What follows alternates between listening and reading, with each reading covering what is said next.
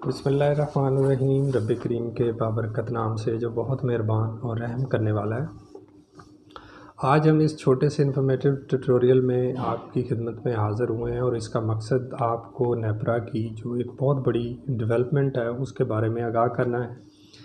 तो नेपरा ने हाल ही में एक हेयरिंग की और उस हेयरिंग का मकसद सिर्फ ये था कि हमारा जो एनर्जी का इंफ्रास्ट्रक्चर है और इसमें जो लोग इस इंडस्ट्री से मुंसलिक हैं उनके लिए एज़ ऑफ बिज़नेस किया जाए और जो हमारा एनर्जी की डिपेंडेंसी है उसको नेशनल लाइन पे कम से कम जो है उसको किया जाए।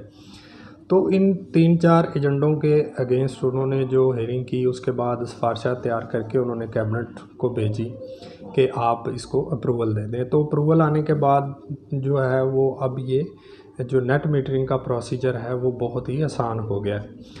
उससे पहले मैं आपको बताता चलूँ कि ये एक जो नॉर्मल प्रोसीजर था जो नेट मीटरिंग का वो 3 से 5 माह ऑलमोस्ट में कंप्लीट होता था। 3 से 5 माह जो थे उस प्रोसीजर में लग जाते थे और उस प्रोसीजर में चाहे आप 3 किलोवाट ही ग्रिड टाइड क्यों ना लगवा रहे होते तो उस 3 किलोवाट को भी नेपरा से लाइसेंस की ज़रूरत पड़ती थी। तो नेपरा ने इस रूलिंग के ज़रिए जो है 25 किलोवाट तक के जनरेशन लाइसेंस की जो कंडीशन है उसको ख़त्म कर दिया है। अब चाहे इसको रेजिडेंशियल में लगाया जाए या स्मॉल कमर्शियल स्केल पे लगाया जाए तो जो लाइसेंस की कंडीशन है वो ख़त्म हो गई है। तो इससे फ़र्क क्या पड़ेगा कि अब ये सारा प्रोसीजर जो बिलो 25 किलोवाट का सोलर पावर प्लांट है अब ये सारे का सारा जो है वो डिस्को हैंडल्स करेंगी। अब पहले का प्रोसीजर क्या था और अब क्या प्रोसीजर है वो मैं आपको बता देता हूँ। पहले का प्रोसीजर ये होता था कि सोलर इंस्टॉल होने के बाद प्रेमिसेस पे और नेट मीटरिंग अप्लाई कर दी जाती थी और नेट मीटरिंग अप्लाई जो थी वो लेस्को के हेड ऑफिस में या कोई भी जो डिस्कोस थी उनके हेड ऑफिस में अप्लाई होती थी और वो एग्रीमेंट एक बनाते थे। वो एग्रीमेंट सब डिवीज़न से तौसीक़ के लिए एसडीओ के पास जाता था। एसडीओ उसकी वेरिफिकेशन उसकी विज़िट करके वो सारी चीज़ें तौसीक़ करता था उस एग्रीमेंट की और उसके ऊपर वो साइन करके दोबारा फिर जो है वो लेस्को में सबमिट होता था नेपरा के लिए।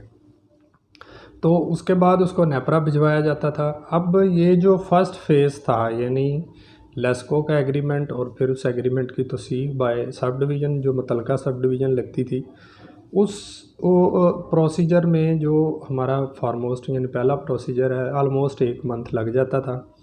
उसके बाद लेस्को हेड ऑफिस में जब ये सबमिट हो जाता था तो ये दोबारा नेपरा की तरफ लाइसेंस के लिए भेज दिया जाता था केस। तो नेपरा ज़ाहिर है एक ऑटोनमस बॉडी है और वो सारी पूरे मुल्क की जो ट्रांसमिशन है इलेक्ट्रिकल पावर जनरेशन है वो ईच एंड एवरीथिंग देख रही होती है। तो उनके पास भी जो फैसिलिटीज़ हैं चीज़ें हैं वो उस हवाले से फिर बहुत सारे मामलात आते थे। तो ऑलमोस्ट उधर भी जो है वो 3 से 6 हफ़्ते का प्रोसीजर होता था कि कस्टमर के गिवन एड्रेस पे लाइसेंस जो थी वो नेपरा भेज देती थी। और इवन कोविड में तो ज़ाहिर है वो चीज़ें इस तरह हुई कि 2-2 माह बाद लोगों के लाइसेंस आए। उसके लाइसेंस आने के बाद फिर हम एक एलोकेशन बनवाते थे जो मुतलका डिस्को का हेड ऑफिस होता था वहाँ से। वो एलोकेशन जो थी लेस्को सब डिवीज़न चली जाती और फिर एसडीओ एक्शन साइन करते उस पर उसको तौसीक़ करते उसकी। उसके बाद वो एमएलटी जमा होता था मीटर के साथ। तो इस सारे प्रोसीजर में जो पहला प्रोसीजर है 3 से 5 मंथ बड़ी आसानी से लग जाते थे और वो भी इस सूरत में कि अगर कोई प्रॉपर उसको फॉलो करता रहे। लेकिन अब का जो प्रोसीजर है ये बहुत ही सहल और आसान है।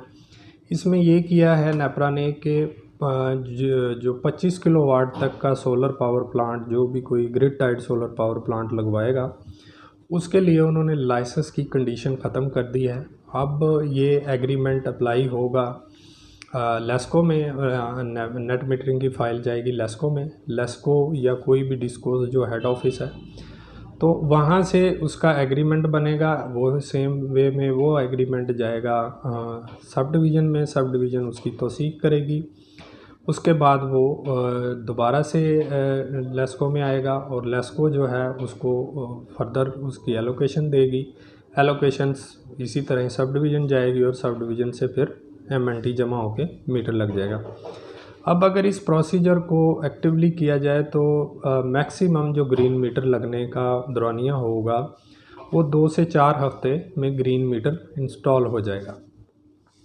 तो ये एक बहुत बड़ी जो कि डेवलपमेंट है हमारी इस रिन्यूएबल एनर्जी के लिए। और इससे ये है कि जो पावर कंपनीज़ थी, जो ये सोलर डिस्ट्रीब्यूशन कंपनीज़ हैं, इन पे भी एक बर्डन कम हो जाता है। और दूसरा जो है वो बिज़नेस भी इससे ज़्यादा जो है वो उसमें बूम आएगा। चूँकि पहले ये था कि 6 माह वेट करना पड़ता था कस्टमर को, और उस वेट का जो नुकसान था वो ना तो सोलर कंपनी को होता था ना किसी और को होता था, बल्कि वो सारे का सारा नुकसान कस्टमर की एंड पे ही था। तो अब ये है कि जैसे ही आप सोलर लगा देंगे उसके बाद तकरीबन 2 से 4 हफ्तों में ग्रीन मीटर इंस्टॉल हो जाएगा। बेसिकली इस सारे एजेंडे का, इस सारी जो रूलिंग है, इसका मकसद ये था कि हम जो है वो एनर्जी जो हमारी लोकली रिन्यूएबल क्लीन एनर्जी है इसको प्रमोट किया जाए। और इसके अलावा जो है हमारा जो ऑयल से प्रोडक्शन है उसको कम किया जाए, उस पे कम जाया जाए। तो ये एक बहुत बड़ा और बहुत बेहतरीन इनिशिएटिव है। अब जैसे यूरोपीय यूनियन की हम बात कर लेते हैं, तो यूरोपीय यूनियन में एक मोशन अभी रिसेंटली पास हुआ है कि कोई भी घर अब जो नया बनेगा यूरोपीय यूनियन के जितने भी ममालिक हैं उनके अंदर, तो उनको उसको कोशिश की जाएगी कि उसकी बाहर से जो एनर्जी डिमांड है वो ज़ीरो हो।